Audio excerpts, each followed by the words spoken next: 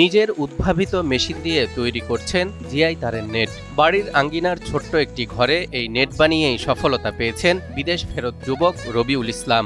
আমি 2004 সালে বিদেশে ছিলাম। ওখান থেকে এসে আমি জিআই তারের কারখানাটা করছি। ওখান থেকে আমি স্বাবলম্বী। আমি নিজে থেকে এই মেশিনটা নিজেই তৈরি করেছি। বিদেশ থেকে ফিরে আসার পর যখন কি করবেন বুঝে উঠতে পারছিলেন না, তখনই মাথায় আসে এই নেট তৈরির কথা। আর এখন ছোট পরিসরের এই ব্যবসা থেকেই প্রতি মাসে আয় করছেন 30 থেকে 40 হাজার টাকা। আমার মাসে 30 থেকে 40 হাজার টাকা ইনকাম হয়। এখানে আমি খুব ভালো আছি, স্বাবলম্বী হয়েছি। তবে নিজের কারখানার পরিসরকে আরেকটু বড় করার চেষ্টা করছেন রবিউল। তা করতে পারলে প্রতি মাসে লাখ টাকা আয় করা সম্ভব বলেও জানান এই উদ্যোক্তা।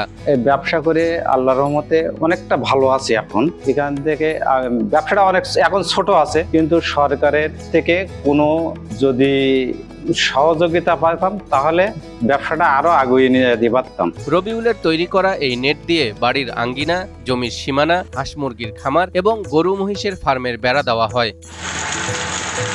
জানা যায়, সাতক্ষীরা সদর উপজেলার বাবুলিয়া গ্রামের কৃষক আকবর আলীর ছেলে রবিউল ইসলাম। বাড়িতে অভাব অনটন থাকায় 2004 সালে আফ্রিকার দেশ সুদানে পাড়ি জমান। সেখানে কাজ করতেন জিআই তারের একটি কারখানায়। ভালোই চলছিল জীবন। হঠাৎ সুদানের বিপ্লব সংঘটিত হয়ে দেশ দুই ভাগ হয়ে যায়। নেমে আসে অস্থিরতা। শিল্প কারখানাগুলোও বন্ধ হয়ে যায়। আমি ওই দেশের ভালো একটা হেডমিস্ত্রি ছিলাম।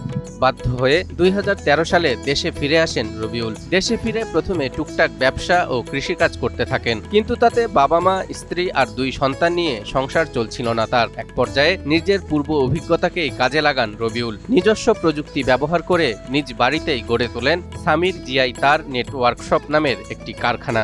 সব মশার বিরুদ্ধে সুরক্ষা দিতে এলো বসুন্ধরা এক্সট্রিম অ্যারোসল। মশার বিরুদ্ধে এক্সট্রিম সুরক্ষা। বিদেশ থেকে এসে দীর্ঘদিন বাড়ি বসা ছিলাম। বাড়ি বসা থেকে মনে হচ্ছিল যে আমি কিছু একটা করব। তাই আমি এক খামারে গিয়েছিলাম। দেখলাম যে ওখানে জিআই তারের নেট আছে। আমি ওখান থেকে পরিকল্পনা করলাম যে এই জিআই তারের নেট তো আমি তৈরি করতে পারি। শুরুর দিকে প্রচারণার অভাবে তেমন একটা সাড়া না পেলেও বর্তমানে তার তৈরি জিআই নেট বেশ জনপ্রিয়তা অর্জন করেছে। সাতক্ষীরার গণ্ডি পেরিয়ে চলে যাচ্ছে পার্শ্ববর্তী জেলা যশোর ও খুলনায়। দিন দিন বেচা বিক্রিও বাড়ছে। যাক, আল্লাহর রহমতে খারাপ না, ভালোই আসে। এদিকে নিজ গ্রামে কারখানা স্থাপন করায় কয়েকজন বেকার যুবকের কর্মসংস্থান হয়েছে।